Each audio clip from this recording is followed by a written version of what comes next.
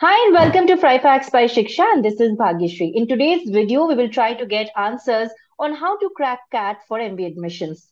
So my first question is, can I start preparing for CAT now? Is this time enough?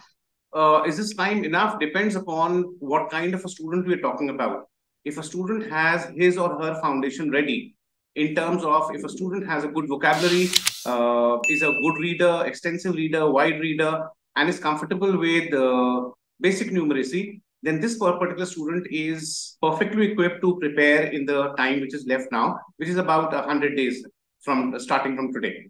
But in case a student has not even started his or her preparation, then they need to spend a small amount of time in the beginning to develop their own foundation, follow it up by looking at what kind of questions come in the examination, prepare for them, and later on move on toward the testing stage, which reminds them about how they need to change themselves in order to score a higher amount of marks. But then, yes, 100 days is a perfectly good time for a serious student to crack this examination and get a clear 99 percentile. My second question is, if I'm giving several exams, what should be my strategy? See, if a student is looking at taking a lot of MBA entrance examination, and examinations are many, there are about 150 examinations which are conducted in our country. There are examinations which are conducted at a national level, such as IMCAT and ZAT. There are examinations conducted at the state level, such as the Punjab entrance examination or Maharashtra CET. And there are examinations which are conducted by individual universities as well. Basically, if you look at the syllabus, then 90% of the syllabus remains the same, and the highest standards of that syllabus are exhibited by IMCAT.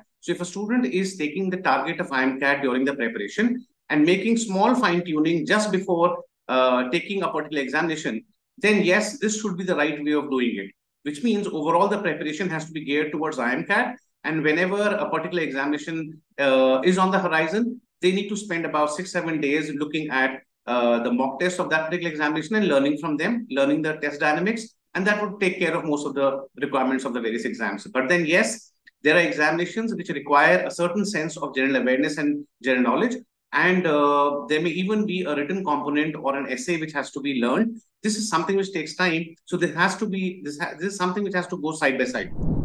So we've got another question from a student who says that if I'm weak in maths, how can I score on CAT?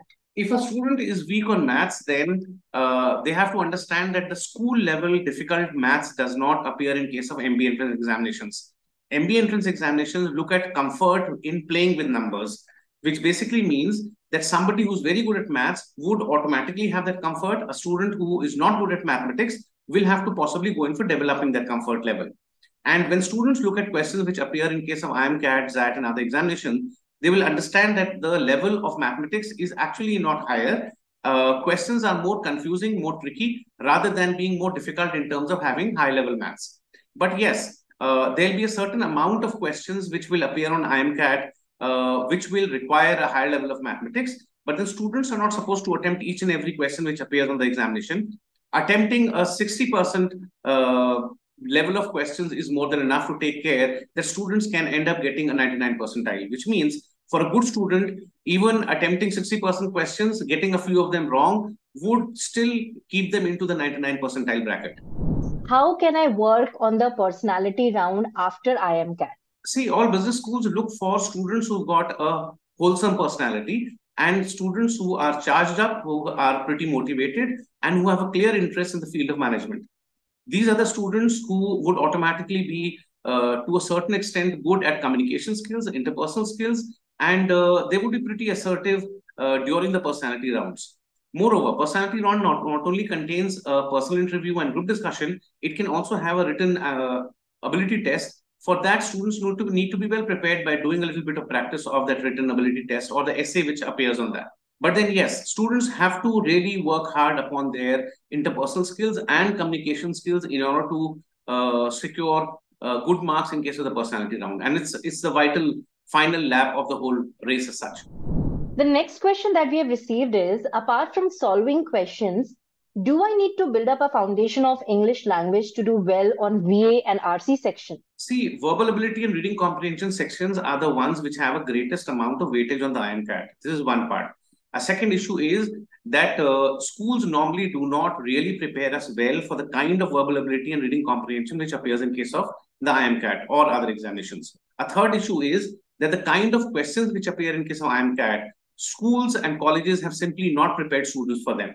Although, when you look at an English language question of verbal ability or reading comprehension, students will always feel very comfortable thinking that there's nothing difficult inside it. And possibly there'll be one answer choice which will look good, smell good, taste good to them, and they will choose that as an answer, even if that is a wrong answer. The third part of this question is that verbal ability and reading comprehension is an area where improvement of scores is the most difficult and the slowest. So students, if they have built up a foundation in terms of certain things, it helps them. That foundation comprises of developing a very good vocabulary. They need to be good readers. They need to be extensive readers. They need to be wide readers. Then they develop a certain sense of language, which helps them in case of verbal ability and reading comprehension. This foundation is an essential component which I, as a teacher, have to spend almost the whole year working upon students so that they can build this particular part up. So yes, foundation is really required here. Apart from CAT, which other MBA entrance exam should I consider? See, the premier examinations, the national level examinations, or the examinations which are exams for the best of business schools, where a student would end up getting a highest return on their investment, would obviously be the IMCAT, ZAT, IFT, etc.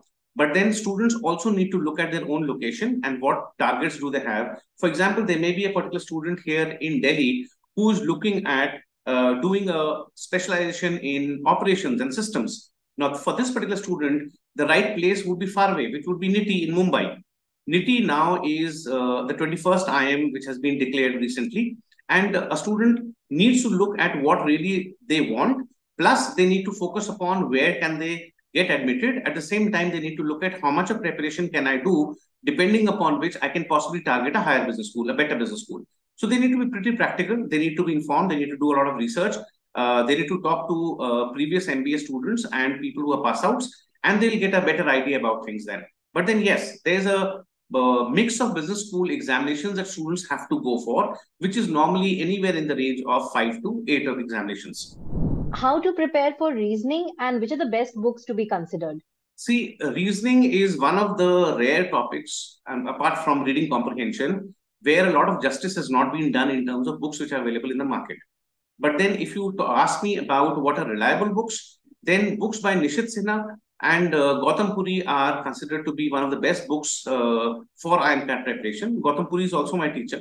He taught me data interpretation. At the same time, he's a person who teaches data interpretation exactly the way students need to learn it. DI does not mean calculations. DI means attempting questions, tricking the right answers without doing calculations, which is something which Gautam Puri focuses upon. The same approach has been used by him in case of the quant part or in case of the reasoning part. So I would rely more upon books by Gautam Puri. These are basically books which Karan Launcher has printed out. Apart from these, Nishit Sinha is a great teacher. Now Nishit Sinha has books on various areas, and those books are pretty good. If you enjoyed this video, please give it a thumbs up and share it with your friends and colleagues. Also, do post your doubts or questions in the comment section below. Please do not miss out to subscribe our channel for any future content.